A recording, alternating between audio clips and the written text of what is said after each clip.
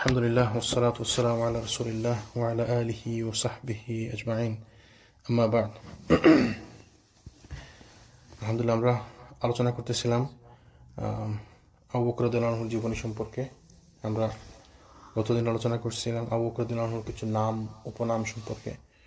তো বিভিন্ন সময় বিভিন্ন কারণে আরবের লোকদের বিভিন্ন নাম দেওয়া হতো। তো অনেক যাদের কোয়ালিটি বেশি থাকতো, তাদের কোয়ালিটি অনুযায়ী তাদেরকে নাম দেওয়া হতো বেশি বেশি। তো ওনারও কয়েকটা নাম ছিল, আমরা আলোচনা করছিলাম ওই দিন। আজকে আমরা ইনশাআল্লাহ আলোচনা করবো ওনার পরিবার সম্পর্কে। তো আবু বকর রাদিয়াল্লাহু আনহুর পরিবার সম্পর্কে আলোচনা করাটা আমাদের জন্য প্রয়োজনীয়। কেন? কারণ বলছিলেন যেমন ওনার পরিবার হচ্ছে একমাত্র পরিবার যাদের 3-4 জেনারেশন হচ্ছে মুসলমান, 4 জেনারেশন। তো এটা আসলে খুবই রেয়ার। শুধু মুসলমান না, সাহাবি, 4 generation sahabi, fourth generation from his family is direct sahabi, companions of Prophet Muhammad sallallahu alaihi wasallam. This is such an amazing family. So his father Abu Quhafa radiyallahu anhu, himself Abu Bakr radiyallahu anhu, his daughter Asma radiyallahu anha, and her son Abdullah ibn Zubair radiyallahu anhu. The four generations are the companions. So this is a blessed family, alhamdulillah. We will discuss about that inshallah. Abu Bakr রাদিয়াল্লাহু আনহুর পিতার নাম ছিল, কি বললাম মাত্র, আবু কুহাফা। কিন্তু ওনার আসল নাম আবু কুহাফা না, এটা ছিল ওনার কুনিয়া। হ্যাঁ, ওনার পিতার নাম আবু বকর রাদিয়াল্লাহু আনহুর নাম ছিল আব্দুল্লাহ, ওনার নাম ছিল আব্দুল্লাহ। কিন্তু ওনার বাবার নাম ছিল উসমান ইবনে আমির ইবন আমর। So his father name was Usman ibn Amir ibn Amr. So his original name was not Abu Quhafa, that was his kunya. তো তিনি এই নামে বেশি পরিচিত ছিলেন, আবু কুহাফা নামেই বেশি পরিচিত ছিলেন। তিনি মক্কা বিজয়ের দিন ইসলাম কবুল করেন। আমরা যেমন রাসূলুল্লাহর সিরাতে আমরা আলোচনা করছি, মক্কা বিজয়ের দিন আবু বকর রাদিয়াল্লাহু আনহু যখন রাসূলুল্লাহর সাথে ছিলেন, তখন তার বাবাকে নিয়ে আসলেন যে ইয়া রাসূলুল্লাহ, this is my father. And তার সাদা দাড়ি ছিল। বলছেন যে আপনি কেন, বয়স্ক মুরব্বী লোক, শায়খান কবির, আপনি কেন তাকে কষ্ট দিচ্ছেন? আমাকে বললে আমি যেতাম দেখা করার জন্য। তো পরে তিনি ওই সময় মুসলমান ইসলাম গ্রহণ করেন আবু কুহাফা। ওই সময় রাসূল সাল্লাল্লাহু আলাইহি ওয়াসাল্লাম তাকে মানে পরামর্শ দিচ্ছেন যে আপনি কেন আপনার সাদা দাড়িগুলাকে কালার করে নেন না, মানে অন্য কালার করে নেন না কেন? তো ওই থেকে মাসালাটা আসছিল যে দাড়িতে, সাদা দাড়িতে কালার করা যায় বা চুলে কালার করা যায়। তো সাদা দাড়ি চুলে কালার করা সুন্নত, আমরা এখান থেকে জানতে পারি, তাই না? আবার কালার করার সময় খেয়াল রাখতে হবে যেন কালো কালার না করে, কালো ছাড়া অন্যান্য কালার করা যাবে। অন্যান্য কালার বলতে আমি কি হলুদ করে দেবো নাকি লাল, মানে একদম পুরা ব্লু করে ফেলবো? খেয়াল রাখতে হবে যেন অন্য কোনো ধর্মের অনুসরণ যেন না হয়। কোনো খেলোয়াড়ের অনুসরণ করা দরকার নাই, কোনো সেলিব্রিটি অনুসরণ করা দরকার নাই। জাস্ট এমনি একটু ব্রাউনিশ কালার বা মেহেন্দি কালার যেটা হয়, সাধারণ যে কালারগুলো হয় পাওয়া যায়, এগুলো আমরা ইউজ করতে পারি ইনশাআল্লাহ। তিনি মক্কা বিজয়ের দিন ইসলাম কবুল করেন। এ সময় তিনি ছিলেন বৃদ্ধ এবং দুর্বল। যখন আবু বকর রাদিয়াল্লাহু আনহু তার পিতাকে রাসূল সাল্লাল্লাহু আলাইহি ওয়াসাল্লামের নিকটে নিয়ে গেলেন, তো রাসূল সাল্লাল্লাহু আলাইহি ওয়াসাল্লাম বললেন যে আবু বকর, তোমার পিতাকে রেখে আসলেই পারতে, তাহলে আমি তাকে দেখতে যেতে পারতাম। তখন আবু বকর রাদিয়াল্লাহু আনহু বলেন যে ইয়া রাসূলুল্লাহ, আপনার কাছে আসাও তার জন্য একটি বড় দায়িত্ব।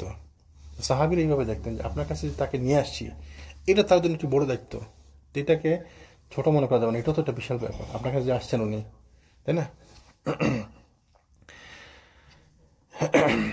তো এই কথোপকথন থেকে বোঝা যায় রাসূল সাল্লাল্লাহু আলাইহি ওয়াসাল্লাম বয়স্কদের কি পরিমাণ সম্মান করতেন। তো বয়স্কদেরকে সম্মান করবে, এটা হচ্ছে রাসূল সাল্লাল্লাহু আলাইহি ওয়াসাল্লামের শিক্ষা। আবার ছোটদেরকে স্নেহ করতে হবে। আমরা রাসূল সাল্লাল্লাহু আলাইহি ওয়াসাল্লামের জীবন থেকে দেখছি কত অকেশন এরকম আছে, তিনি ছোটদেরকে স্নেহ করতেন, তার নাতিদেরকে, ছোট ছোট বাচ্চাদেরকে।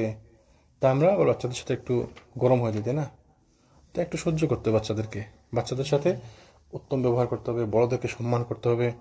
তা আমরা আজকালকার দুনিয়ায় বড়দেরকে সম্মান কে করে, আর ছোটদেরকে কেই বা আদর করে? তো এগুলা সুন্নতের দিকে ফিরে যেতে হবে আমাদেরকে। মানুষের সাথে সুন্দর ব্যবহার করতে হবে, তাইলে আমরা সুন্দর ব্যবহার করবো, এটা হচ্ছে সুন্নত। এগুলো হচ্ছে মানে শিক্ষণীয় ব্যাপার, লেসন আমাদের জন্য, যে এখান থেকেও শিকার আছে যে আমরা মানুষের সাথে ভালো ব্যবহার করতে হবে, ছোটদের সাথে, বড়দের সাথে, পরিচিত অপরিচিত সবার সাথে ভালো ব্যবহার করতে হবে। এগুলো তো ইসলাম, তো এগুলোই, তাই না? আজকে যখন বলছিলাম শুধু কি আমি নামাজ পড়লাম আর এটাই ইসলাম? নামাজের বাইরেও সবকিছুতে ইসলাম আছে, দিনের শুরু থেকে নিয়ে দিনের শেষ পর্যন্ত, পা থেকে মাথা পর্যন্ত পুরোটা ইসলাম। তো আমাদেরকে শিখতে হবে কন্টিনিউয়াসলি, তাই না? প্রত্যেকটা মুহূর্তে আমাদেরকে শিখতে হবে। যদি আমরা শিক্ষা বন্ধ করে দিই বা শিক্ষার প্রতি কোনো আগ্রহ না থাকি বা শিখতে না চাই, তাহলে আজকে যখন আমরা বললাম বিভিন্ন কত ক্ষতি আছে, কত ক্ষতির মধ্যে আমরা নিমজ্জিত হব। শিরিক ঢুকবে, বেদাত ঢুকবে, আমাদের সমাজে কুসংস্কার ঢুকবে। তো এগুলা থেকে বাঁচতে হলে আমাদেরকে শিক্ষা অর্জন করতে হবে, জ্ঞান অর্জন করতে হবে, ইসলামী জ্ঞান, দিনী জ্ঞান, তাই না? আরেক ঘটনায় রাসূল সাল্লাল্লাহু আলাইহি ওয়াসাল্লাম বলেছিলেন যে বড়দেরকে সম্মান করে না এবং ছোটদের প্রতি স্নেহ করে না, সে আমাদের দলভুক্ত নয়। রাসূল সাল্লাল্লাহু আলাইহি ওয়াসাল্লাম বললেন একটা হাদিসের মধ্যে যে বড়দেরকে সম্মান করে না, ছোটদেরকে স্নেহ করে না, সে আমাদের দলভুক্ত নয়। তাইলে তাইলে আর কিছু বলার আছে? আমাদেরকে বড়দেরকে সম্মান করতে হবে, ছোটদেরকে স্নেহ করতে হবে। তো সেটা সবার জন্য প্রযোজ্য, আমার জন্য যেমন প্রযোজ্য, আপনার জন্য প্রযোজ্য। তাহলে আপনি মুরব্বী দেখে আপনাকে সম্মান করলাম, আর আপনি ছোটদেরকে সম্মান স্নেহ করতে হবে না, তাহলে আপনার জন্য সমান। তাহলে সবাই, এইটা হচ্ছে সমাজ ব্যবস্থা। আমরা যদি সবাই সবারকে স্যাক্রিফাইসিং মেন্টালিটি নিয়ে চলি, স্যাক্রিফাইসিং মনোভাব নিয়ে চলি, তাহলে সমাজ সুন্দর হয়ে যাবে। আমি আপনাকে সম্মান করব, আপনি আমাকে স্নেহ করবেন। আমি আপনার জন্য ছেড়ে দিব, আপনি আমার জন্য ছেড়ে দিবেন, তাই না? এইভাবেই সমাজ সুন্দর হবে। এটা না করলে সমাজের সৌন্দর্য আসবে না। তো সেই দিন আবু কুহাফা রাদিয়াল্লাহু আনহু প্রকাশ্যে ইসলাম কবুল করেন এবং রাসূল সাল্লাল্লাহু আলাইহি ওয়াসাল্লামকে অনুসরণ করার অঙ্গীকার করেন। তো এই সময় আবু কুহাফা রাদিয়াল্লাহু আনহুর চুলের রং ছিল থাগমা গাছের মতো, মানে একটি সাদা রঙের একটি গাছের মতো। তো এই সাদা চুলের সাথে কম্পেয়ার করে না আরবরা এই গাছের কথা বলে, মানে উপমা দিতে, যে থাগমা গাছের মতো। রাসূল তাকে বুদ্ধি, মানে উপদেশ দিচ্ছিলেন যে আপনি চুলটাকে কালার পরিবর্তন করে ফেলেন, রং পরিবর্তন করে ফেলেন। তখন তিনি চুলের রং পরিবর্তন করছিলেন।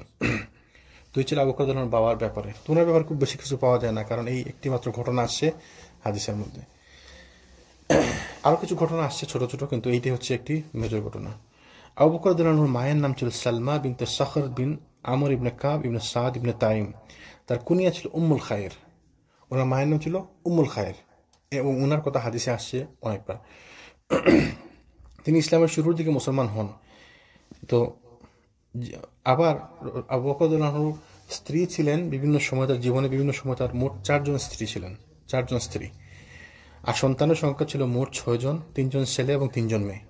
তো 4 জন স্ত্রী বিভিন্ন সময়ে, আর সন্তান ছিল 6 জন, 3 ছেলে 3 মেয়ে।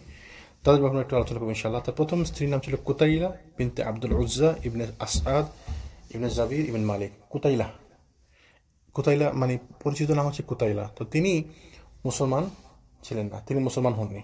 তো কুতাইলা ইসলাম গ্রহণ করেছিলেন কিনা এই বিষয়ে যথেষ্ট মতবিরোধ রয়েছে। এই বিরোধের মূল কারণ হচ্ছে আবু বকর রাদিয়াল্লাহু আনহু ইসলামের পূর্বেই তাকে তালাক দিয়ে দিয়েছিলেন। তো কুতাইলা 2 সন্তানের জননী ছিলেন, আব্দুল্লাহ এবং আসমা। তার বড় 2 সন্তান আব্দুল্লাহ এবং আসমা, তাদের মা ছিলেন কুতাইলা।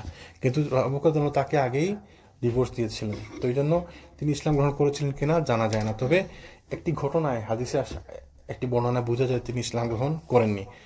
আমরা আলোচনা করবো ইনশাল্লাহ। কুতাইলা তিনি মদিনা হিজরত করেননি।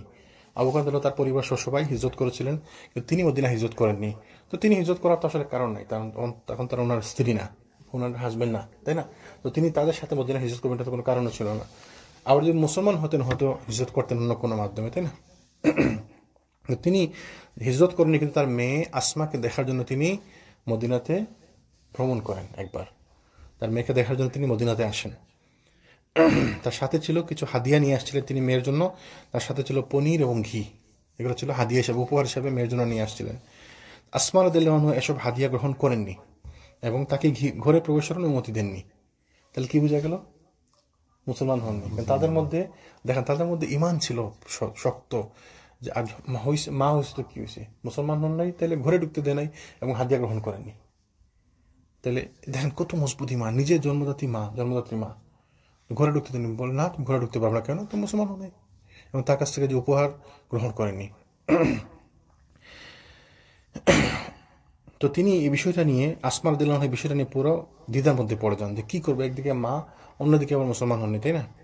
একদিকে তিনি মুসলমান আর তার মা ইমান আনেননি, অন্যদিকে তিনি তার আপন মা, যার গর্ভে তিনি জন্মগ্রহণ করেছেন, তাকে পরম যত্ন এবং ভালোবাসায় লালন পালন করেছেন। তো এই দ্বিধাদ্বন্দ্বের জটিল পরিস্থিতিতে আসমা রাদিয়াল্লাহু আনহা আয়েশা রাদিয়াল্লাহু আনহার মাধ্যমে রাসূল সাল্লাল্লাহু আলাইহি ওয়াসাল্লামের কাছে বিষয়টির সমাধান জানতে চাইলেন। তো যখন তারা দ্বিধাদ্বন্দ্বে পড়ে গেলেন, তখন কি করলেন?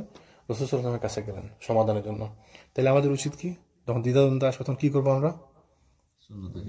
সুন্নতে কি করে দিতে হবে, আমাদেরকে কোরআন হাদিসের সমাধান খুঁজতে হবে। যখন আমরা একটা সমস্যায় পড়বো, তো সমস্যার ইসলামী সমাধান আমাদেরকে খুঁজতে হবে কোরআন এবং হাদিসের মধ্যে। এটাই সমাধান এবং এইটাই সুন্নত। এই দেখেন সাহাবীদের জীবনী, সমস্যা পড়ছে, দ্বিধাদ্বন্দ্বের মধ্যে পড়ছে, কি করবো? রাসূল সাল্লাল্লাহু আলাইহি ওয়াসাল্লামের কাছে যাও। রাসূল সাল্লাল্লাহু উপস্থিত আছেন, তার কাছে যাও। রাসূল সাল্লাল্লাহু উপস্থিত যখন ছিলেন না, তখন তিনি নাই, তখন তারা যার জ্ঞান আছে তাদের কাছে যাইতেন। আল্লাহ সুবহানাহু ওয়া তাআলা কোরআনে এটা বলছেন, ফাসআলু আহলা যিকর ইন কুনতুম লা তা'লামুন। যদি তুমি না জানো তাহলে জানা মানুষকে জিজ্ঞেস করো, জানা তাকে জিজ্ঞেস করো, জ্ঞানীকে জিজ্ঞেস করো। তো এইটি হচ্ছে সুন্নত, তাই না? এটা আল্লাহ সুবহানাহু ওয়া তাআলা কোরআনে বলছেন এবং এইটি সাহাবীদের জীবনে থেকে আমরা দেখি, এইটি হচ্ছে লেসন। তো তিনি রাসূল সাল্লাল্লাহু আলাইহি ওয়াসাল্লামের সমাধান জানতে চাইলেন। রাসূল সাল্লাল্লাহু আলাইহি ওয়াসাল্লাম সঙ্গে সঙ্গে জবাব দিলেন যে সে অবশ্যই তার মাকে ঘরে প্রবেশ করতে দিবে এবং তার আনা সব উপহারও গ্রহণ করবে। কেন গ্রহণ করবে? কারণ তার মা, আর উপহার গ্রহণ করা তো নিষেধ না, তাই না? তাহলে সমাধান পাওয়া গেল। তিনি রিজেক্ট করছেন তার ইমানের কারণে, যে আমি তোমাকে আমার ঘরে ঢুকতে দিব না, তুমি মুসলমান না। এবং এরকম হয়েছিল আরেকবার। এই রাসূল সাল্লাল্লাহু আলাইহি ওয়াসাল্লামের আরেক পত্নীর নাম ছিল, কে বলতে পারেন? আবু সুফিয়ানের মেয়ে, কে বলতে পারেন? জানা আছে কারো? রাসূল সাল্লাল্লাহু আলাইহি ওয়াসাল্লামের এক ওয়াইফ আবু সুফিয়ানের মেয়ে,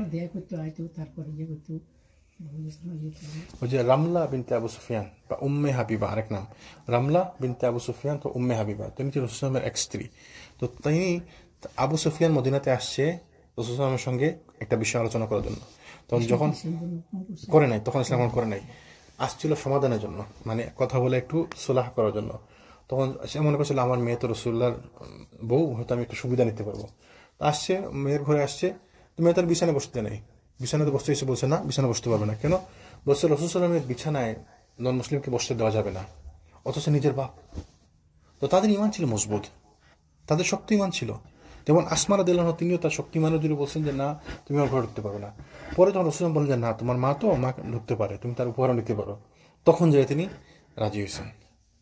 তাহলে দেখেন তাদের ইমানের দাবি আগে, পরে যখন সমাধান পাইছে, রাসূল বলছেন যে না ঠিক আছে, ইট ইজ ওকে, তখন তিনি ঢুকতে দিচ্ছেন। জি জি জি। তো এই ঘটনার পরে, এই ঘটনার প্রেক্ষিতে আল্লাহ সুবহানাহু ওয়া তাআলা কোরআনে আয়াত নাযিল করে দিলেন। আল্লাহ সুবহানাহু ওয়া তাআলা বলেন, লা ইয়ানহাকুমুল্লাহু আনিল লাযিনা লাম ইউকাতিলুকুম ফিদ দীন ওয়া লাম ইখরিজুকুম মিন দিয়ারিকুম আন তাবাররুহুম ওয়া তুকসিতু ইলাইহিম ইন্নাল্লাহা ইউহিব্বুল মুকসিতিন। তো ধর্মের ব্যাপারে যারা তোমাদের বিরুদ্ধে লড়াই করেন এবং তোমাদেরকে, এটা হচ্ছে সূরা আল মুমতাহিনা। আল্লাহ কি বলছেন? ধর্মের ব্যাপারে যারা তোমাদের বিরুদ্ধে লড়াই করেনি এবং তোমাদেরকে দেশ থেকে বহিষ্কার করেনি, তাদের প্রতি সদাচরণ এবং ইনসাফ করতে আল্লাহ তোমাদেরকে নিষেধ করেন না। তাহলে যারা ধর্মীয় ব্যাপারে আমাদের সাথে খারাপ ব্যবহার করেনি, যেমন কাফিরদের মধ্যে সবাই তারা আপনার সাথে ধর্ম নিয়ে যুদ্ধ করতেছে না, তো যারা ভালো ব্যবহার করে, যারা খারাপ আচরণ করতেছে না, ওদের সাথে খারাপ আচরণ করতে আল্লাহ নিষেধ করেন না। আল্লাহ ওদের সাথে খারাপ আচরণ করতে, মানে ভালো আচরণ করতে আল্লাহ নিষেধ করেন না। মানে আমি ভালো আচরণ করবো সবার সাথে, এজ এ হোল আমি সবার সাথে ভালো আচরণ করবো। এখন একজন রাস্তা দিয়ে নন মুসলিম যাচ্ছে, কুফার যাচ্ছে, তাকে আমি দেখলে কি বলবো, তুই কুফারের দিকে এত মারবো, পিটাবো ধরে। সবার সাথে ভালো ব্যবহার করতে হবে আমার। আমি রাস্তায় গেছি, মার্কেটে গেছি, দোকানে গেছি, গ্রোসারিতে গেছি, যাকে সবার সাথে আমি ভালো আচরণ করবো না? কাজ করতেছি, তাদের সাথে আমার তো খারাপ আচরণ করার কিছু নাই। যদি না সে আমার সাথে ধর্ম নিয়ে যুদ্ধ করে, আমার ধর্ম নিয়ে সে কটাক্ষ করতেছে, আমার ধর্ম নিয়ে সে যুদ্ধ করতেছে, he is fighting with me over my religion, then this is different issue. Otherwise আমরা তাদের সাথে ভালো ব্যবহার করবো, তাদের সাথে খারাপ ব্যবহার করা যাবে না। আল্লাহ সুবহানাহু ওয়া তাআলা বলছেন তাদের সাথে সদাচরণ এবং ইনসাফ করতে আল্লাহ তোমাদেরকে নিষেধ করেন না। আবার আল্লাহ কি বলছেন? ইন্নাল্লাহা ইউহিব্বুল মুকসিতিন, নিশ্চয়ই আল্লাহ ইনসাফকারীদেরকে ভালোবাসেন। তাহলে আপনাকে ইনসাফ করতে হবে। আপনি যদি ইনসাফ করেন, আল্লাহ সুবহানাহু ওয়া তাআলা ইনসাফকারীদেরকে ভালোবাসেন। তার মধ্যে আল্লাহ সুবহানাহু ওয়া তাআলা কি বলছেন এখানে? যদি তুমি নন মুসলিমদের সাথে ভালো আচরণ করো, তো সেটা ইনসাফ এবং সেটা সদাচরণ, তাই না? সেটা ভালো আচরণ। তাহলে ভালো আচরণকারীদেরকে বা ইনসাফকারীদেরকে আল্লাহ পছন্দ করেন, আল্লাহ ভালোবাসেন। তো দেখেন আল্লাহ সুবহানাহু ওয়া তাআলা কোরআনে, আমরা তো আয়াতগুলো নিয়ে গবেষণা করি না, কি সুন্দর কথা যে নন মুসলিমদের সাথে ভালো ব্যবহার করলে সেটা সদাচরণ এবং সেটা ইনসাফ, আর যে ইনসাফ করবে আল্লাহ তাকে ভালোবাসেন। তাহলে নন মুসলিমকে ভালোবাসতে বলছেন না? আবার সাথে সতর্ক করে দিয়েছেন যে সবাইকে যে ঢালাভাবে ভালোবাসবে এমন না, যে ধর্মের ব্যাপারে আমাদের সাথে যুদ্ধ করবে, আমাদের ধর্ম নিয়ে, তার সাথে তাকে ভালোবাসা যাবে না। যেমন যারা মুসলমানদের সাথে যুদ্ধ করছে, বর্তমান ধরেন ইসরায়েলে ইহুদিরা আছে বা বিভিন্ন জায়গায় খ্রিস্টানরা আছে, যারা আমাদের সাথে যুদ্ধ করছে, তাদের সাথে যুদ্ধ অবস্থা থাকবে। কিন্তু যুদ্ধ মধ্যে যারা নাই, তাদের সাথে খারাপ ব্যবহার করার দরকার নেই আমাদের। তাইলে বন্ধু হিসেবে গ্রহণ করিও না। আজকে খুতবা বলছিলাম, যদি তোমার মৃত্যুর আশঙ্কা থাকে তাহলে তাদের জি। সাথে মিলেমিশে থাকো। সূরা বাকারা, জি জি। সূরা আল ইমরান। তো আল্লাহ সুবহানাহু ওয়া তাআলা এই আয়াতে পরিষ্কার বলে দিয়েছেন যে ওইসব অবিশ্বাসী যারা মুসলমানদের সাথে যুদ্ধে লিপ্ত হয়নি, আল্লাহ তাদের সাথে মুসলমানদেরকে ভালো ব্যবহার করতে নিষেধ করেন না। তাহলে যারা মুসলমানদের সাথে যুদ্ধে লিপ্ত হয়নি তাদের সাথে খারাপ আচরণ করার দরকার নাই তো। যেমন রাসূল সাল্লাল্লাহু আলাইহি ওয়াসাল্লাম বলছিলেন, আপনাদের মনে আছে কিনা, এক লোক মক্কাতে রাসূল সাল্লাল্লাহু আলাইহি ওয়াসাল্লামকে অনেক মানে হেল্প করতো, মুতঈম বিন আদি, নাম মনে আছে কারো? মুতঈম বিন আদি। তো মুতঈম বিন আদি রাসূল সাল্লাল্লাহু আলাইহি ওয়াসাল্লামকে মক্কাতে অনেক হেল্প করছিল এবং ভালো সম্মানিত লোক ছিল। এবং তিনি যখন ওই যে ইয়েতে ছিলেন, নির্বাসনে ছিলেন, 3 বছর তারা ছিলেন নির্বাসনে, ওই লোক গিয়ে রাসূল সাল্লাল্লাহু আলাইহি ওয়াসাল্লামকে খাদ্য নিয়ে যেত এবং ওই লোক এসে মক্কাতে ওই যে চুক্তিপত্র যারা ছিল ওটা ছিঁড়ে ফেলেছিল। এবং রাসূল সাল্লাল্লাহু আলাইহি ওয়াসাল্লাম তখন বদর যুদ্ধের পরে যখন ওই নন মুসলিমদেরকে ক্যাপচার করছিলেন, তাই না, 70 জনকে ক্যাপচার করছিলেন, তো রাসূল সাল্লাল্লাহু আলাইহি ওয়াসাল্লাম বলছেন যদি আজকে যদি মুতঈম বিন আদি জীবিত থাকতো আর তিনি এসে বলতেন যে ইয়া মুহাম্মদ আপনি এদেরকে ছেড়ে দিন, তাহলে আমি এদেরকে ছেড়ে দিতাম ওই লোকের খাতিরে, কারণ এত ভালো লোক ছিল। যদিও মুসলমান ছিল না, কিন্তু মুসলমানদেরকে ভালোবাসছে, সাহায্য করছে। রাসূল তার সম্মানে বলছেন যে সে যদি এসে আমাকে বলতো যে আপনি তাদেরকে ছেড়ে দিন এমনি, তা আমি তাদের মুক্তিপণ ছাড়া এমনি ছেড়ে দিতাম। কিন্তু এন্ড অফ দ্য ডে এখন এই সে তো কাফির হিসেবে মারা গেছে, মুসলিম, তো কাফির হিসেবে মারা গেলে কেউ কি জান্নাতে যাবে? আমরা কি বলতে হচ্ছে এত ভালো লোক ছিল, যেমন ইমাম সাহেব প্রায় বলে নেলসন ম্যান্ডেলার কথা, বা আমাদের দেশে লোকে বলে মাদার তেরেসার কথা। যতই ভালো হোক, ভালো ঠিক আছে, তো দুনিয়াতে সম্মান কামাইছে, দুনিয়াতে সে চলে গেছে ভালোভাবে, কিন্তু সে কি জান্নাতে যাবে? না, জান্নাত হচ্ছে ভিন্ন। জান্নাতকে আল্লাহ বানাইছেন মুসলমানদের জন্য, মুমিনদের জন্য। জান্নাতকে আল্লাহ বানাইছেন মুমিনদের জন্য, জান্নাত ভালো মানুষের জন্য না। ভালো মানুষের জন্য হলে তো নন মুসলিমদের মধ্যে যে ভালো সেও যাইতো। জান্নাতে যাওয়ার ক্রাইটেরিয়া ভালো মানুষ না, জান্নাতে যাওয়ার ক্রাইটেরিয়া হচ্ছে ইমান। ইমান থাকতে হবে, জান্নাতে যেতে হলে ইমান আনতে হবে। আপনি ভালো মানুষ, নন মুসলিম, আপনি ক্রাইটেরিয়া ফুলফিল করেন, মুসলমান হয়ে যান, আপনার ইমান নিয়ে আসেন, ইমান আনলে আপনি জান্নাতে দিতে পারবেন। জান্নাত হচ্ছে মুমিনদের জন্য। এই ছিল ওনার প্রথম ওয়াইফ কুতাইলা, তাই না? দ্বিতীয় ওয়াইফ হচ্ছে উম্মে রোমান ইবনে আমির ইবনে ওয়াইমার। উম্মে রোমান রাদিয়াল্লাহু আনহা তিনি মুসলমান ছিলেন এবং তিনি আয়েশা রাদিয়াল্লাহু আনহার মা ছিলেন। এবং উম্মে রোমানের ব্যাপারে অনেক বর্ণনা আছে হাদিসের মধ্যে। উম্মে রোমান রাদিয়াল্লাহু আনহা বনু কিনানা ইবনে খুজাইমা গোত্রের মহিলা ছিলেন। তার প্রথম স্বামী আল হারিস ইবন সাখবারা মক্কায় ইন্তেকাল করেন। তারপর তাকে আবু বকর রাদিয়াল্লাহু আনহু বিয়ে করেন। এই যে আপনারা যদি সাহাবীদের জীবনী পড়ি বা রাসূল সাল্লাল্লাহু আলাইহি ওয়াসাল্লামের জীবন দেখবেন, সব কত এরা বারবার বিয়ে করছে। তো তারা কেন বিয়ে করছে বারবার? তখনকার একটা প্রথা ছিল, সবাই বেশি বিবাহ, একাধিক বিবাহ করত। আবার তারা বিয়ে করতো কাদেরকে? যারা বিধবা, যারা ডিভোর্সি। কেন? এদেরকে সাপোর্ট করার জন্য, এদেরকে মানে সহায়তা প্রদান করার জন্য, তাই না? তাহলে আমাদের সমাজ ব্যবস্থা এটা আসলে ডিফিকাল্ট, কঠিন। দ্বিতীয় বিয়ে, তৃতীয় বিয়ে অসম্ভব ব্যাপার, তাই না? কিন্তু তখনকার সমাজ ব্যবস্থা ছিল এটা, এবং তাদের প্রয়োজনও ছিল। কারণ যে মহিলা বিধবা হয়ে গেছে তার আসলে সাপোর্ট দরকার ছিল। তাকে কে দেখাশোনা করবে, তার ভরণ পোষণ কে করবে, তাই না? তো এই সমাজে রাস্তায় ঘোরার থেকে কার একজন তৃতীয় বিয়ে বউ হইলেও তো সমস্যা নাই, সম্মানের সাথে থাকতে পারতো। এরকম অনেক সাহাবী মহিলারও এরকম হয়েছে যে অনেক বিয়ে হয়েছে, এক স্বামী মারা গেছে পরে আবার বিয়ে হয়েছে, আরেক স্বামী, ওই স্বামী মারা গেছে পরে আবার বিয়ে হয়েছে, ওই স্বামী মারা গেছে আবার বিয়ে হয়েছে। এরকম অনেক সাহাবী মহিলা আছে এবং এরা নাম করা সাহাবী মহিলা ছিলেন।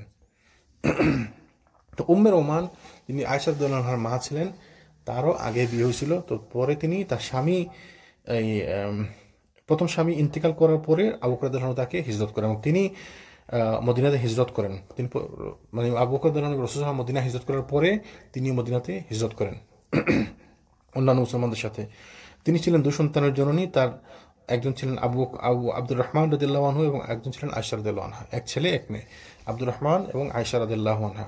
তাহলে বোঝা গেল আব্দুর রহমান রাদিয়াল্লাহু আনহু এবং আয়েশা রাদিয়াল্লাহু আনহা তারা ছিলেন একদম পুরা মানে 100% ভাই বোন, তাই না? একদম পুরো 100%, মা বাপ দুজনই সেম। আবার আব্দুল্লাহ এবং আসমা তারা ছিলেন আরেক মায়ের গর্ভে, কিন্তু বাপ সেম। তা ওইটা হচ্ছে হাফ ব্রাদার হাফ মাদার, না, এটা হচ্ছে ফুল ব্রাদার মাদার সিস্টার। তিনি উম্মে রোমান অত্যন্ত বরকতময় জীবনযাপন করে মদিনাতে 6 হিজরিতে মদিনাতে ইন্তেকাল করেন। উম্মে রোমান বরকতময় জীবন, মানে ভালো, মাশাআল্লাহ, নোবেল মহিলা ছিলেন। তারপরে আবু বকর বিয়ে করেন আসমা বিনতে উমাইস ইবনে মা'বাদ ইবন আল হারিস। ওই যে বলছিলাম একটু আগে, সাহাবীদের মধ্যে কিছু মহিলা ছিলেন যারা এত বরকতময় মহিলা ছিলেন, স্বামী যাকে বিয়ে করছেন স্বামী মারা গেছেন, তারপরে বিধবা হয়েছেন, তারপরে আরেক সাহাবী বিয়ে করছে, তারপর ওই স্বামী মারা গেছে, তারপর আরেকজনকে বিয়ে করছে, এরকম হয়েছে। এই মহিলাদের মধ্যে একজন আসমা বিনতে উমাইস। আসমা বিনতে উমাইস মানে ওনার স্বামী কারা ছিল শুনলে অবাক হতে হয়। ওনার স্বামী কারা কারা ছিল শুনলে অবাক হতে হয়। ওনার প্রথম স্বামী ছিল কে? রাসূল সাল্লাল্লাহু আলাইহি ওয়াসাল্লামের চাচাতো ভাই। কে বলেন তো? ইয়েতে মারা গেছে, মুতার যুদ্ধে মারা গেছে জাফর ইবনে আবু তালিব। রাসূল সাল্লাল্লাহু আলাইহি ওয়াসাল্লামের আপন চাচাতো ভাই জাফর ইবনে আবু তালিব। আসমা বিনতে উমাইস ওনার স্ত্রী ছিলেন, জাফরের স্ত্রী ছিলেন। এবং জাফর রাদিয়াল্লাহু আনহু মারা গেছেন যখন মদিনাতে ফেরত আসেন, আবিসিনিয়া থেকে মদিনাতে ফেরত আসেন, তাই না? ওই যে খায়বার যুদ্ধের সময় তিনি খায়বার যুদ্ধে ফেরত আসেন। তারপর খায়বার যুদ্ধের পরে রাসূল সাল্লাল্লাহু আলাইহি ওয়াসাল্লাম তাকে পাঠান মুতার যুদ্ধে। মুতার যুদ্ধে গিয়ে তিনি শহীদ হন। এবং তার ব্যাপারে আসছিল যে তাকে মানে যখন উদ্ধার করা হয় তখন দেখা যায় তার শরীরে 70টারও অধিক দাগ ছিল, মানে তরবারির কূপ ছিল। এবং তার 2 হাত কেটে নেওয়া হয়েছে। প্রথম ডান হাত কাটছে, তখন বাম হাতে পতাকা উঠেছেন। বাম হাত কাটছে, তখন 2 হাতের ওই যে অংশটুকু যেটা ছিল ওটাতে পতাকা ধরে রাখছে। তারপরে তাকে মেরে ফেলছে। তো রাসূল সাল্লাল্লাহু আলাইহি ওয়াসাল্লাম বলছেন তাকে আমি দেখছি তাকে জান্নাতে 2 পাখা দিয়ে আল্লাহ সুবহানাহু ওয়া তাআলা তাকে 2 পাখা দিয়ে দিয়েছেন এবং সে তার পাখা নিয়ে যেখানে ইচ্ছা ঘুরতেছে, জান্নাতে ঘুরতেছে। তো তার নামই ছিল 2 পাখাওয়ালা সাহাবী, তার না উপাধি ছিল। ওনার মৃত্যুর পর তো বিধবা হয়ে গেলেন না আসমা বিনতে উমাইস। তারপর তাকে বিয়ে করেন আবু বকর রাদিয়াল্লাহু আনহু। তো দেখেন প্রথম স্বামীকে জাফর ইবনে আবু তালিব, দ্বিতীয় স্বামীকে আবু বকর রাদিয়াল্লাহু আনহু। আবু বকর রাদিয়াল্লাহু আনহু যখন মারা গেলেন তখন ওই মহিলাকে বিয়ে করলেন কে? আলী রাদিয়াল্লাহু আনহু। মানে কি কত বরকতময় ওনার স্বামীরা, তাই না? তারপরে আলী রাদিয়াল্লাহু আনহু মারা গেলেন। তারপরেও আমি শিওর না, তারপর আরেকবার বিয়ে হয়েছিল হয়তো আরো কোন এক সাহাবীর সাথে। তো তিনি আসমা রাদিয়াল্লাহু আনহার কুনিয়া ছিল উম্মে আব্দুল্লাহ। এই কুনিয়া সম্ভবত জাফর রাদিয়াল্লাহু আনহুর স্ত্রী থাকা অবস্থার এক সন্তানের দিকেই সম্বন্ধ করে, হয়তো ওনার আগের ঘরের জাফর রাদিয়াল্লাহু আনহুর সাথে ওনার একটি সন্তান ছিল উম্মে আব্দুল্লাহ, ওই থেকে ওনার নাম হয়েছে। এবং আসমা রাদিয়াল্লাহু আনহা আল্লাহর জন্য প্রথম হিজরতকারীদের মধ্যে একজন মুসলমান, যিনি রাসূল সাল্লাল্লাহু আলাইহি ওয়াসাল্লামের ইসলাম প্রচারের শুরুর দিকে ইসলাম কবুল করেন। একদম প্রথম দিকের মুসলমান, প্রথম দিকে ইসলাম গ্রহণ করেন তিনি। এবং প্রথম দিকে ইসলাম গ্রহণ করার পরে তিনি তার স্বামীর সাথে আবিসিনিয়াতে হিজরত করেন। আবিসিনিয়াতে হিজরত করে চলে যান। ওইখানে তিনি ছিলেন একদম পুরা 6-7 হিজরি পর্যন্ত, মানে খায়বার যুদ্ধের সময় পর্যন্ত তিনি ওইখানে ছিলেন আবিসিনিয়াতে। পরে তিনি ওইখান থেকে আবার মদিনাতে হিজরত করেন। তাহলে তারা 2টা হিজরত করছেন, তাই না? এমনকি তো তিনি একদম শুরুর দিকে ইসলাম গ্রহণ করেন। এবং এমনকি সাহাবীরা যখন দারুল আরকামে একত্রিত হতেন তারও আগে তিনি মুসলমান হন। এবং তিনি রাসূল সাল্লাল্লাহু আলাইহি ওয়াসাল্লামকে অনুসরণ করার জন্য দৃঢ় প্রতিজ্ঞ ছিলেন। এজন্য মক্কার অধিবাসী অবিশ্বাসী কুরাইশরা তার নির্যাতিত হওয়ার এক পর্যায়ে তিনি এবং তার স্বামী জাফর ইবনে আবু তালিব আবিসিনিয়াতে হিজরত করেন। রাসূল সাল্লাল্লাহু আলাইহি ওয়াসাল্লামের নির্দেশে অনেকগুলো বছর তারা সেখানে অবস্থান করেন। তারপর খায়বার যুদ্ধে বিজয়ের আগে তাদেরকে রাসূল সাল্লাল্লাহু আলাইহি ওয়াসাল্লাম ফিরে আসতে বলেন এবং জন্য তারা দ্বিতীয়বার হিজরত করেন। এবং সেই হিজরত ছিল আবিসিনিয়া থেকে মদিনায়। মদিনায় আসার কিছুদিন পরেই জাফর রাদিয়াল্লাহু আনহু মৃত্যুর মানে মুতার যুদ্ধে শহীদ হন। তারপর আবু বকর রাদিয়াল্লাহু আনহু তাকে বিয়ে করেন। পরবর্তীকালে তিনি একজন পুত্র সন্তানের মা হন এবং তার নাম রাখা হয় মুহাম্মদ। তো আবু বকর রাদিয়াল্লাহু আনহুর সাথে তার একটি পুত্র সন্তান হয়, তার নাম ছিল না, আবু বকরের সাথে ছিল না, তিনি তারপরে তার আরেকটি সন্তান, তার নাম ছিল মুহাম্মদ। তো তিনি আসমা রাদিয়াল্লাহু আনহা সুন্নতকে অক্ষুণ্ণ রাখার ব্যাপারে অনেক অবদান রাখেন। তিনি অনেকগুলো হাদিস বর্ণনা করেন। তো শুধু যে তিনি এই সাহাবী মহিলা ছিলেন এমন না, তিনি শিক্ষিত এবং জ্ঞানী মহিলা ছিলেন এবং তিনি হাদিস বর্ণনা করতেন এবং তিনি অনেকগুলো হাদিস বর্ণনা করেছেন। তিনি রাসূল সাল্লাল্লাহু আলাইহি ওয়াসাল্লামের কথাগুলো খুব ভালোভাবে মনে রাখতেন এবং অন্যদের কাছে পৌঁছে দেন। যার কাছ থেকে হাদিস বর্ণনা করেছেন তাদের মধ্যে ছিলেন ওমর রাদিয়াল্লাহু আনহু, আবু মুসা রাদিয়াল্লাহু আনহু, আব্দুল্লাহ ইবনে আব্বাস রাদিয়াল্লাহু আনহু, উম্মুল ফজল রাদিয়াল্লাহু আনহা। তাদের একটি বড় বৈশিষ্ট্য যে তিনি শ্বশুরালয়ের দিক থেকে অনেক সম্মানী ছিলেন, কারণ তার শ্বশুরালয়ের আত্মীয়দের মধ্যে ছিলেন রাসূল সাল্লাল্লাহু আলাইহি ওয়াসাল্লাম, হামজা রাদিয়াল্লাহু আনহু, আব্বাস রাদিয়াল্লাহু আনহুর মতো বড় বড় ব্যক্তিবর্গ। তো তিনি শ্বশুর বাড়ির দিক থেকে সবসময় সম্মানিত মহিলা ছিলেন, কারণ তার শ্বশুর বাড়ির লোকেরা দেখেন কত বড় বড় পরিবারের সদস্য, তাই না?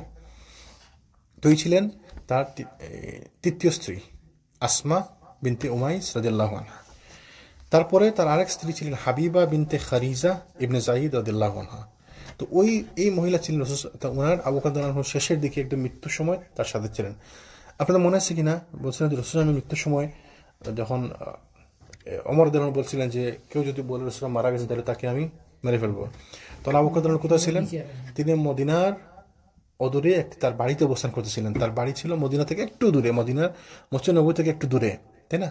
ওই যে একটু দূরে যে বাড়িতে ছিলেন ওইটা ছিল ওই সাহাবী মহিলা হাবিবা বিনতে খারিজা ইবনে জাইদ রাদিয়াল্লাহু আনহা। তিনি নতুন বিয়ে করছিলেন এবং ওই বাড়িতে তিনি ছিলেন, ওই বউয়ের সাথে ছিলেন।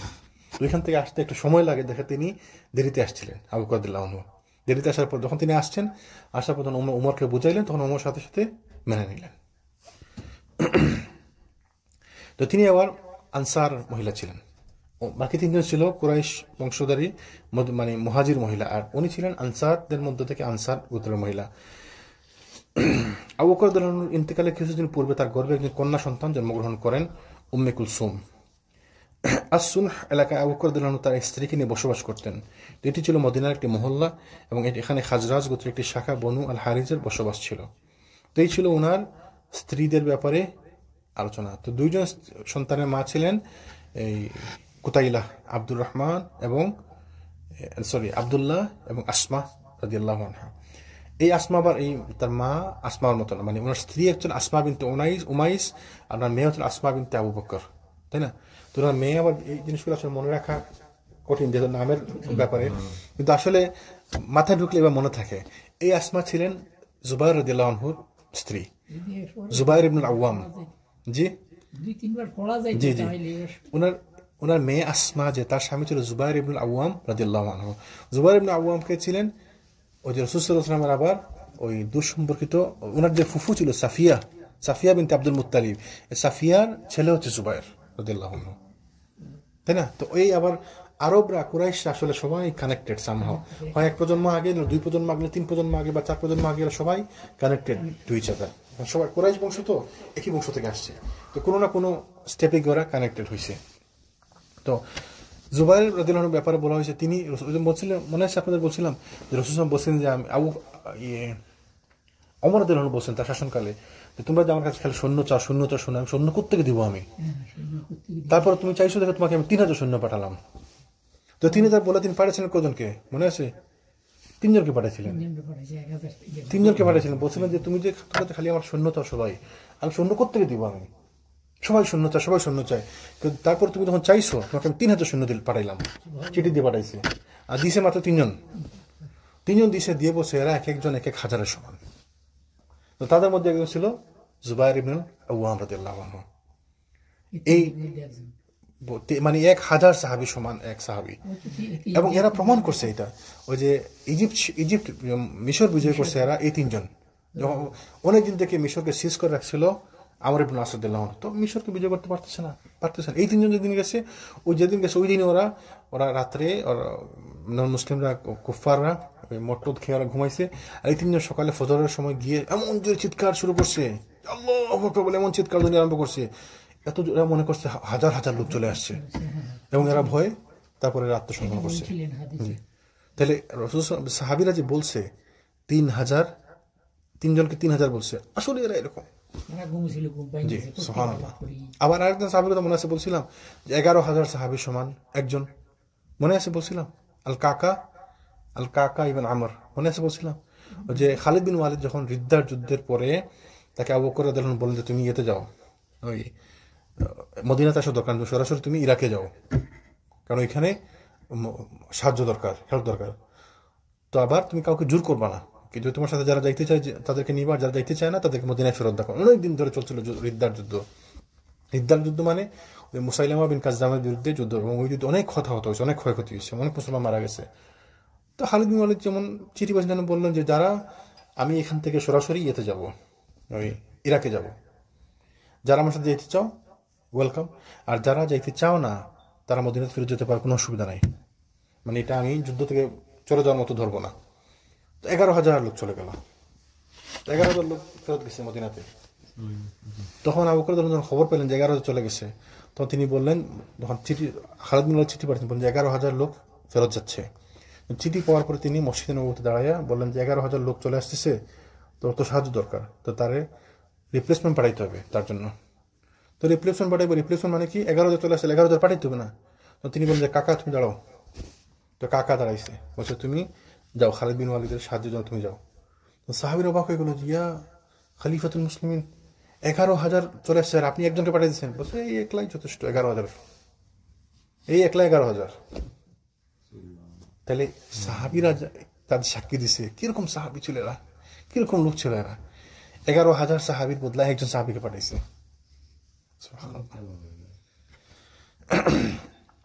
আর এই সমস্ত সাহাবীর নেতা ছিলেন আবু বকর রাদিয়াল্লাহু আনহু, ওমর রাদিয়াল্লাহু আনহু, ওসমান রাদিয়াল্লাহু আনহু, আলী রাদিয়াল্লাহু আনহু। এদের নেতা ছিলেন রাসূল সাল্লাল্লাহু আলাইহি ওয়াসাল্লাম। আর এই রাসূলুল্লাহর সুন্নাত আমরা অবজ্ঞা করি। সুবহানাল্লাহ। এই রাসূলুল্লাহর সুন্নতের কথা বলার পরেও আমরা আবার মুখ ফিরিয়ে নেই, মানে সাহস কত আমাদের। আমি আপনাকে বললাম যে আল্লাহ রাসূল বলছেন এটা এইভাবে, তারপরে আপনি আবার পাত্তা দেন না আমারে, মানে সুবহানাল্লাহ। এটা মনে হয় আমাদের অন্যায়ের কারণে আর কি। অবশ্যই আপনি এটা মজার ঘটনা বলি আজকে, এটা মজার ঘটনা বলি আজকে। আমার ওয়াইফ বলতেছে আজকে, তো ওনার দেশে, আপনি জানেন আপনারা খবর নিয়েন দেশে, বলছে ওনার আমার ওয়াইফের আব্বা বলছে দেশে এবার নাকি ফসলে এত বাম্পার ফলন হয়েছে, বলছে আমার জীবনে 73 বছরের জীবনে আমি এত ফলন আমি দেখিনি। যেখানে ওই মানে ধরেন যেখানে 10 গুণ আসতো, এবার এখানে 22 গুণ আসছে, এরকম অবস্থা। মানে যেখানে 10, আমি জানি আপনাদের কিভাবে বলে, আমাদেরকে বলে কাঠা, মানে ধানের পরিমাণ 10 কাঠা আসতে, এখানে এবার 22-23 কাঠা আসছে ধান। বলছে এত ফলন জীবন কোন দেখি না, কোথেকে এত ফলন আসলো? তো আমরা একটু বলতেছিলাম যে তুমি বললে তো হাসতে পারো, ওনাকে অনেক সময় মানুষ বললে হাসবে, ওই যে দেশ থেকে যে জালিম শাসক চলে গেছে, এটা একটি কারণ। এবং এটা হাদিসের মতো। আমাদের ওইখানে শুনি এত ফসল, এইবার ফসল ভালো হচ্ছে না, এই বছর কল্পনার বাইরে আমাদের ঠিক আসলে শুনছেন, দেখছেন আপনারা খবর নিয়ে সবাই দেখবেন, সীমার বাইরে। কারণ যখন জালিম শাসক আসে দেশে, যখন মানে শয়তানি রাহাজানি, আল্লাহর তাকওয়া আল্লাহকে অনুসরণ করা মানুষ কমায় দিয়ে, দিন দন পালন করে কমায়, তখন আল্লাহর পক্ষ থেকে বরকত কমে যায়। কথা বললি তো অনেক কইছে, এই যে তার চাক্ষুষ দেখা, এই যে তারাই মারছে যে ইয়াতে ধানমন্ডিতে 74-এ আঙ্কেল, আমি কাজ করতাম, আমার আব্বা কাজ করতো, এই দুইজনও আমাদের দুইজনের খাবার জোগাড় করতে হিমশিম খাওয়াই যেত, রুটি খাইতে খাইতে জন্ডিস হয়ে গেছে, এত অভাব, কচু গাছ শাপলা গাছ কিছুই নেই। আল্লাহ এরে মারার পরে মনে হয় যে মানুষ কি যে খাইছে আর কি উন্নতি দেখা দিছে। এগুলো বাস্তব, এগুলো সত্য, এগুলো কোরআনের সম্মত। যখন মানুষ জুলুম করে, তখন আল্লাহ সুবহানাহু ওয়া তাআলা আকাশ থেকে বরকত বন্ধ করে দেন, বরকত কমায় দেন, এটা ঠিক। এবং দেখেন জালিম শাসক গেছে, সাথে সাথে বরকত বেড়ে গেছে। সুবহানাল্লাহ। 80 বছর 70 বছরের মহিলা বাইরে গেছে যে আল্লাহ জালিম সরকার থেকে আমাদের, আমরা না খাই মরে গেছি। তাহলে আমরা এটা আমাদের জুলুম করবো না, কাউকে জুলুম করে যাবে না, কাউকে জুলুম করে যাবে না। মানে পার্সোনাল লেভেলে তো চেষ্টা করবোই, রাষ্ট্রীয় লেভেলে যেন জুলুম না হয়। তো রাষ্ট্র করতে আসে পার্সোনাল লেভেল থেকে, তো রাষ্ট্র আসে, তাই না? আমি আপনি 10 জন, আমরা 100 জন 20 জন আমরা জুলুম করা বন্ধ করে দিই, তাহলে তো জুলুম বন্ধ হয়ে যাবে আস্তে আস্তে, তাই না? দেখেন এক্সাম্পল, মানুষ জুলুম করে কিভাবে? শুধু আমি আপনাকে ধরলাম, আমি পিটাইলাম, এটাকে জুলুম না। কথার মাধ্যমে আপনাকে জুলুম করতেছি, আকার ইঙ্গিতে আপনার সাথে আমি জুলুম করতেছি, আমি আমার ক্ষমতা আছে, আমি আপনাকে ছোট করতেছি, জুলুম করতেছি।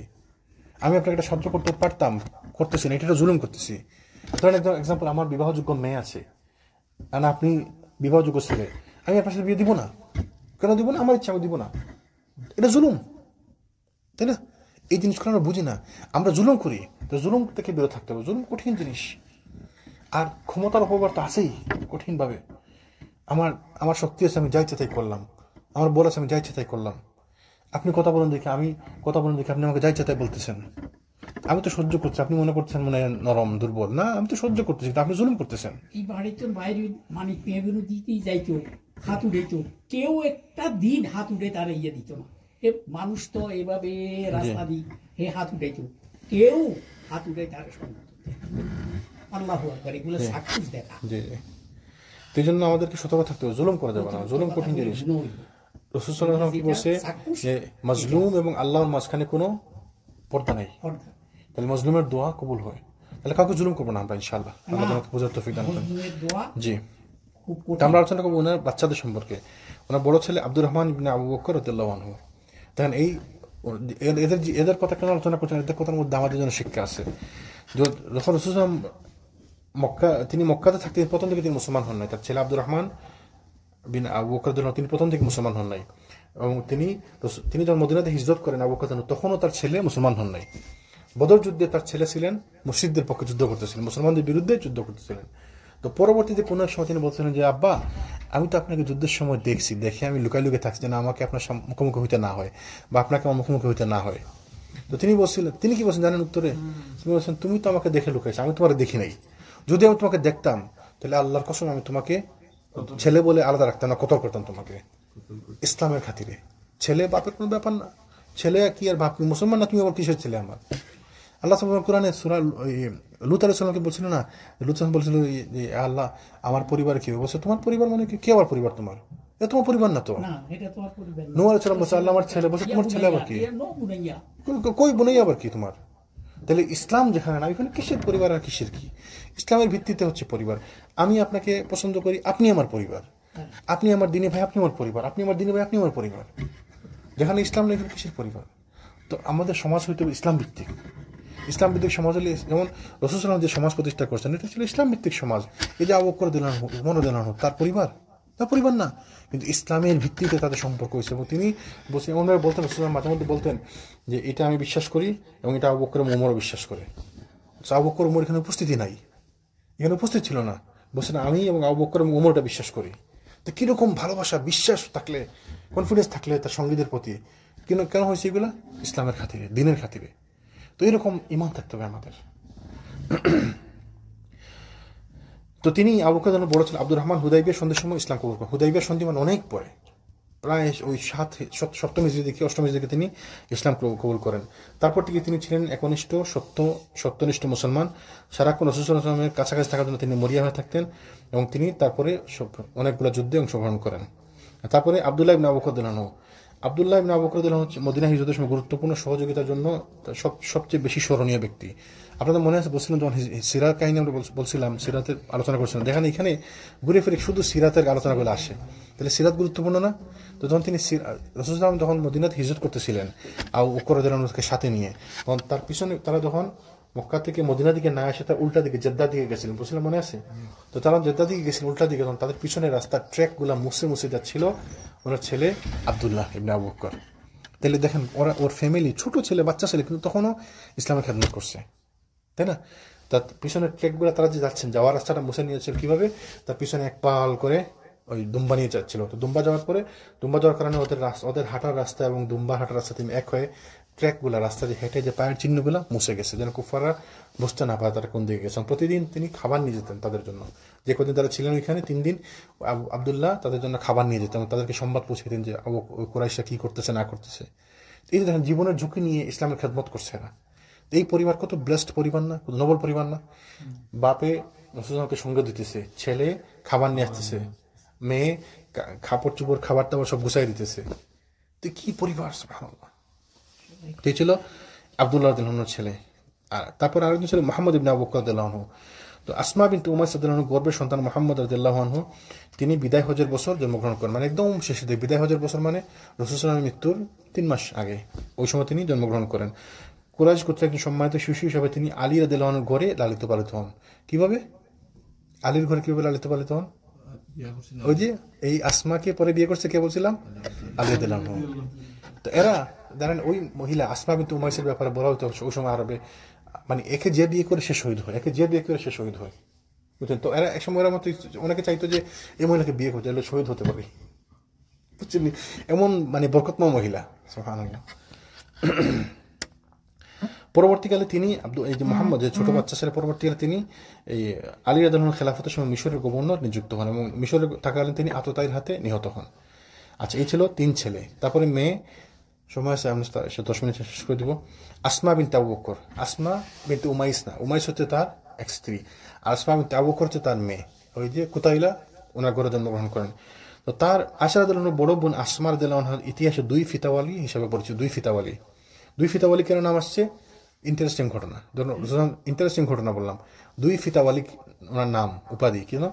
কারণ যখন রাসূলুল্লাহ মক্কা থেকে মদিনাতে হিজরত করতেছিলেন, তখন আবু বকর করে গিয়ে বলে যে আজকে রাত্রে আমরা হিজরত করবো, তখন তার জন্য কাপড় চোপড় পাতা, খাবার দাবার এগুলা মানে প্যাক করার জন্য জিনিস লাগে না। তখন যখন জিনিসপত্র গুছাই গেছে, এখন বান্ধার জন্য কিছু পায় না, তো সাথে সাথে তার কোমরের দড়ি খুলে ওটা বেঁধে দিছে, তাই না? তো ওই থেকে তার নাম হচ্ছে 2 ফিতাওয়ালি মহিলা, 2 ফিতাওয়ালি মেয়ে। তো দেখেন কি ভালো কাজ, পুরা ফ্যামিলি ইসলামের খেদমত করছে, তাই না?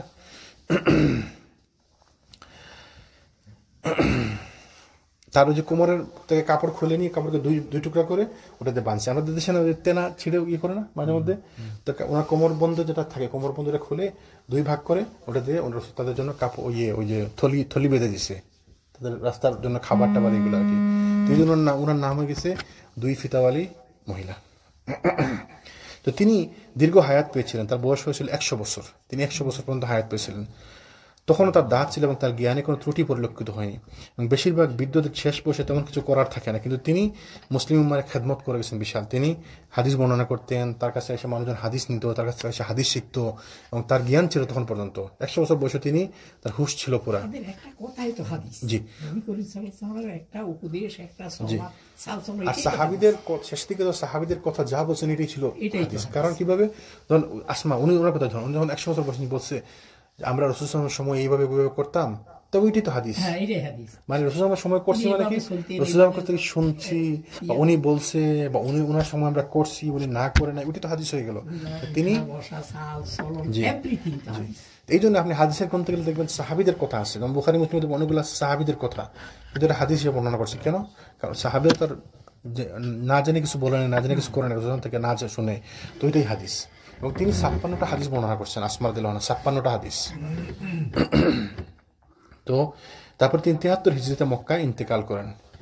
তারপরে আমরা ইনশাআল্লাহ আয়েশা রাদিয়াল্লাহু আনহার ব্যাপার। আয়েশা রাদিয়াল্লাহু আনহা হচ্ছে মুসলমানদের মা, উম্মুল মুমিনিন, মুসলমানদের মা আয়েশা রাদিয়াল্লাহু আনহা। তিনি, তার উপাধি ছিল সত্যবাদীর কন্যা, সত্যবাদী মানে তার বাবার নাম ছিল সিদ্দিক, আর মেয়েও সিদ্দিকা, তাহলে সিদ্দিকা বিনতে as-সিদ্দিক।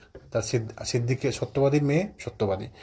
6 বছর বয়সে তার সাথে রাসূলের সময় বিয়ে হয়, মক্কাতে থাকতেই বিয়ে হয়, কিন্তু মদিনাতে আসার পরে তিনি আরো 3 বছর পরে 9 বছর বয়সে তিনি রাসূলের ঘরে যান, তাই না, স্ত্রী হিসাবে। এটা নিয়ে অনেকে প্রশ্ন করে যে এত কম বয়সে তার কেন বিয়ে দেওয়া হলো। তো আসলে এই জিনিসটা আমাদের বুঝতে হবে, বর্তমান সময়ে একরকম প্রচলন, আগের এক সময় প্রচলন আরেক রকম ছিল। আমার নানি বিয়ে হয়েছে 9 বছর বয়সে, আমার নানি বিয়ে হয়েছে 9 বছর বয়সে। তো আগে মেয়েরা তাড়াতাড়ি পরিণত বয়সে পৌঁছে যেত, কম বয়সে মেয়েরা যুবতী হয়ে যেত, তাই না। এবং তারপর ওনার বিয়ে ছিল 6 বছর বয়সে, উনি স্বামীর ঘরে গেছেন 9 বছর বয়সে, তাই না। উনি হয়তো ওই সময় মানে পূর্ণবয়স্ক যুবতী হয়ে গেছে তখন।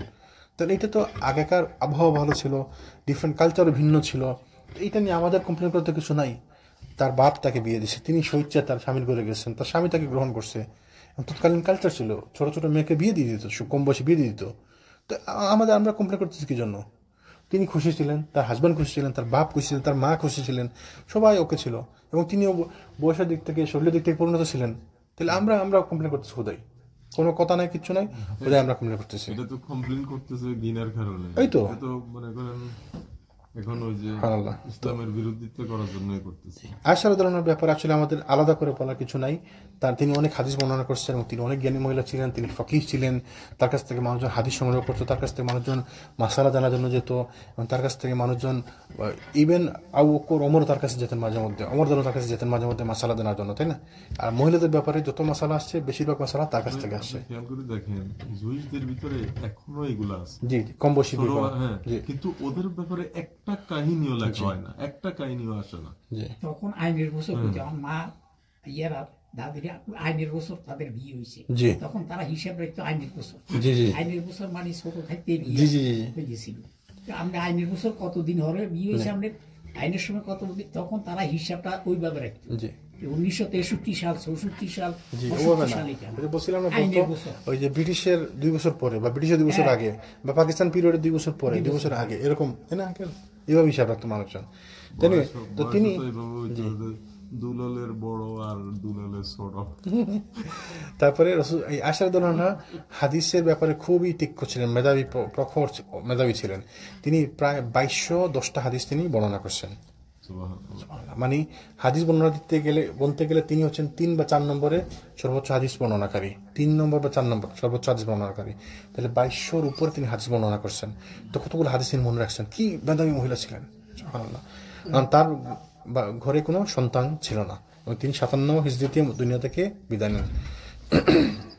এবং তারপরে উম্মে কুলসুম বিনতে আবু বকর রাদিয়াল্লাহু আনহু, উম্মে কুলসুম ছিলেন, তার মা ছিল হাবিবা বিনতে খারিজ, আনসার মহিলা ছিলেন। বলছিলাম যে রাসূল সাল্লাল্লাহু আলাইহি ওয়াসাল্লামের এই বিদায় হতে সময় মহিলা জন্ম ছিল এই উম্মে কুলসুম বিনতে আবু বকর রাদিয়াল্লাহু আনহা।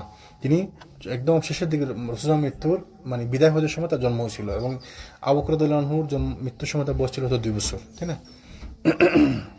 না, আবু বকর রাদিয়াল্লাহু আনহুর মৃত্যুর পরে তার জন্ম হয়েছে। একদিন তিনি আবু বকর আয়েশা রাদিয়াল্লাহু আনহাকে ডেকে বললেন যে তোমার 2 ভাই এবং 2 বোনকে তুমি দেখে রাখো, তোমার 2 ভাই 2 বোনকে তুমি দেখে রাখো। তো তিনি আশ্চর্য করলেন যে 2 ভাই তো বুঝলাম, 2 বোন কোত্থেকে আসলে, আমার তো এক বোন হচ্ছে আসমা, আর দুন কই? বলে আমি ওই যে বিয়ে করছি আমার বউ, আমার ওয়াইফ হাবিবা বিনতে খারিজা, আমার বউ প্রেগনেন্ট। তা আমি ধারণা করতেছি, আমি আশা করতেছি আল্লাহ ওর ঘরে একটি মেয়ে সন্তান দিবেন, যদি মেয়ে সন্তান দিতে তোমার বোন হলো। এবং ঠিক তার মৃত্যুর পরে ওনার জন্ম হয়েছে ওই উম্মে কুলসুম, তার নাম রাখছে, এবং ঠিকই মেয়ে জন্মগ্রহণ করছে। তা আবু বকর মৃত্যুর পরে তার মেয়ে জন্মগ্রহণ করছে, উম্মে কুলসুম বিনতে আবু বকর। পরবর্তীতে তালহা বিন উবাইদুল্লাহ রাদিয়াল্লাহু আনহু উম্মে কুলসুমকে বিয়ে করেন। তালহা বিন উবাইদুল্লাহকে ওই যে আরেকজন জান্নাতি সাহাবী, জান্নাতের সুসংবাদিত সাহাবী 10 জনের মধ্যে একজন, তাহলে তিনি আবার আবু বকর রাদিয়াল্লাহু আনহুর সময়কার লোক, কিন্তু বিয়ে করছেন কাকে? উম্মে কুলসুম। কত বয়সে কত ছোট, অন্তত 50 বছর ছোট হইব না? 50 বছর ছোট হইব না? অ্যাটলিস্ট 40-45 বছর ছোট তো হইবই। তাহলে এইটা আগের কালচার ছিল, এটা আগেকার যুগের নর্ম ছিল, এটা কালচার ছিল। রাসূল বিয়ে করছে এই ইয়ের মেয়েকে, ওমর রাদিয়াল্লাহু আনহুর মেয়েকে, তাই না? আবার ওমর রাদিয়াল্লাহু বিয়ে করছে আলীর মেয়েকে। আগেকার যুগে এটা কালচার ছিল, তারা দেখতো পাত্র কে ভালো, বয়স দেখতো না তারা। এখনকার যুগে না, বয়স একটা বিশাল ফ্যাক্টর হয়ে গেছে। তো আগেকার যুগে কালচার ছিল, এটা নর্ম ছিল, এটা কম বয়সের সাথে বেশি বয়সী, বেশি বয়সের সাথে কম বয়সী কোনো ব্যাপার না, এটা ওদের কালচার ছিল। আমল হিসেবে দিচ্ছে। জি জি, আমল। ওই ওমর রাদিয়াল্লাহু তার মেয়ে হাফসা রাদিয়াল্লাহু আনহার স্বামী যখন মারা গেল, তো তিনি কি জামাই খুঁজতেছেন মেয়ের জন্য। ওসমানকে জিজ্ঞেস করছেন যে ওসমান, তুমি কি অনেকে বিয়ে করবা? আজকে কি কোনো এরকম কেউ জিজ্ঞেস করতে পারবে? মান সম্মান যে কি দেখছেন, মেয়ের জন্য পাত্র খুঁজে, মেয়ে মনে হয় যোগ্য না। জিজ্ঞেস, ওসমান তুমি কি বিয়ে করবো আমার মেয়েকে? বলছে আমি তো, আমার স্ত্রী মাত্র মারা গেছে, আমি এখন আর বিয়ে করতে ইচ্ছুক না, আমি এখন আর বিয়ে করতে একটু কষ্টের মধ্যে আছে। আবু বকর জিজ্ঞেস, আবু বকর তুমি কি আমার মেয়েকে বিয়ে করবা? কারণ এরা জানে, এরা সম্মানী লোক, ভালো লোক, আমলদার লোক, সে জানে সমাজের মধ্যে এরা হচ্ছে উত্তম লোক। তো যাই জিজ্ঞেস, আমার মেয়েকে তুমি বিয়ে করবা? আবু বকর জানতো যে রাসূল একবার বলছিলেন এই ওমরের মেয়ের কথা, হাফসার কথা বলছিলেন। তো আবু বকর কোনো উত্তর দেন নাই। তো আবু বকর কোনো উত্তর দেন নাই, এই ব্যাপারে এটা নিয়ে আবার ওমর একটা মন খারাপ করছিল। পরবর্তী যখন রাসূল সাল্লাল্লাহু আলাইহি ওয়াসাল্লাম হাফসাকে বিয়ে করার জন্য আগ্রহ প্রকাশ করলেন, তখন আবু বকর কি বলছিলেন ওমরকে, ওমর আমি তোমাকে কোনোদিন কিছু বলি না, তুমি মন খারাপ করছিলে, কিন্তু আমি জানতাম রাসূল সাল্লাল্লাহু আলাইহি ওয়াসাল্লাম তোমার মেয়ের ব্যাপারে চিন্তা করতেছিলেন, এই জন্য আমি আর কিছু বলি নাই। তার মূল কথা হচ্ছে এটা, তারা তাদের মেয়েদের জন্য জামাই খুঁজতো, নিজেকে জামাই খুঁজতো। আজকালকার যুগে এটা আছে, আপনার মেয়ে আছে, আপনি তার মেয়ের জন্য কি কাউকে বলেন যে তুমি কার মেয়েকে বিয়ে করবা? মনে করবে আপনার মেয়ে মনে রাস্তা পড়ে গেছে, কোনো মানে হয়তো অনেক দিকে অনেক কম, তাই না? কি সমাজ ছিল আগে, আর এখন আমরা কি সমাজ বানাইছি। আল্লাহ যেন আমাদেরকে বোঝার তৌফিক দান করেন। ইনশাআল্লাহ আজকে আমরা থামি, আগামী দিন আমরা আলোচনা করব। এরপর থেকে আমরা সাহাবীদের জীবনে আলোচনা করতেছি কেন, রাসূল সাল্লাল্লাহু জীবনে আলোচনা করছি যেন আমরা এখান থেকে শিখতে পারি, তাই না? সাহাবীদের জীবনে আলোচনা করার উদ্দেশ্য আমাদের সেই এইটাই, বরঞ্চ আরেকটা আমার জন্য বেনিফিট হচ্ছে এটা, আমরা বলছিলাম সাহাবীরা কিভাবে রাসূল সাল্লাল্লাহু আলাইহি ওয়াসাল্লামকে অনুসরণ করছে, এটা আমাদের জন্য শিখতে আছে, তো আমরা ওইভাবে অনুসরণ করতে পারবো, তাই না? তো আমাদেরকে শিখতে হবে, শেখার কোনো বিকল্প নাই, শিখতে হবে আমাদেরকে। একটু একটু করে হইলো, তো একটু একটু করে অল্প অল্প করে হইলো আমাদেরকে শিখতে হবে প্রতিদিন। কারণ জ্ঞান তো আমাদের প্রতিনিয়ত জ্ঞান আহরণ করতে হবে। ওই যে বলছিলাম আজকে আপনি যদি মনে করেন যে আমি যা আহরণ করছি ওইটাই এনাফ, যথেষ্ট, তাহলে আপনি বিপদের মধ্যে আছেন। হয় আপনি অহংকারী, নয় আপনি অজ্ঞ। এইগুলোতে আমাদের কবরে নবীকে সিনার সুযোগ করে দিব ইনশাআল্লাহ। আর আপনি আল্লাহ তৌফিক দান করে, নবীকে যখন আমাদের সামনে হাজির করবে, জি জি জি জি, আল্লাহ আমাদেরকে এগুলোর মাধ্যমে সিনার সুযোগ করে দিব ইনশাআল্লাহ। কারণ আপনি যদি আপনি যদি রাসূল সাল্লাল্লাহু আলাইহি ওয়াসাল্লামকে তার সম্পর্কে না জানেন, তাহলে যখন আপনার সামনে দেখানো হবে আপনি বুঝবেন না কে। আর আপনি যদি রাসূল সম্পর্কে পড়েন, জানেন, আপনার খেয়াল থাকে, আপনার মাথার মধ্যে একটা ছবি ঘুরবে যে রাসূল এরকম ক্যারেক্টার ছিল, এরকম দেখতে ছিলেন, এই কাজগুলো করতেন, এইভাবে আচরণ করতেন, কারোর সাথে এইভাবে মুস্কি আসতেন, মানে তার চরিত্রগুলো আপনার চোখের সামনে ভাসবে। তো এইগুলো আমাদের শিখতে হবে। বিশ্বাস করেন যে নবী করিম সাল্লাল্লাহু আলাইহি ওয়াসাল্লাম দেখায়, বলবো যে উনি কে ছিল। জি জি জি জি, কবরটা জিজ্ঞেস করছি, হ্যাঁ তাহলে উনি কে বলতে হবে আমাদেরকে, তিনি হচ্ছেন রাসূলুল্লাহ সাল্লাল্লাহু আলাইহি ওয়াসাল্লাম। নাইলে পরে আমরা কি বলবো কবরে, লা আদরি, আমি জানি না, আমি জানি না। আল্লাহ যেন আমাদের বুঝার তৌফিক দান করেন। সুবহানাকাল্লাহুম্মা বিহামদিকা আশহাদু আল্লা ইলাহা ইল্লা আনতা আস্তাগফিরুকা ওয়া আতুবু ইলাইক।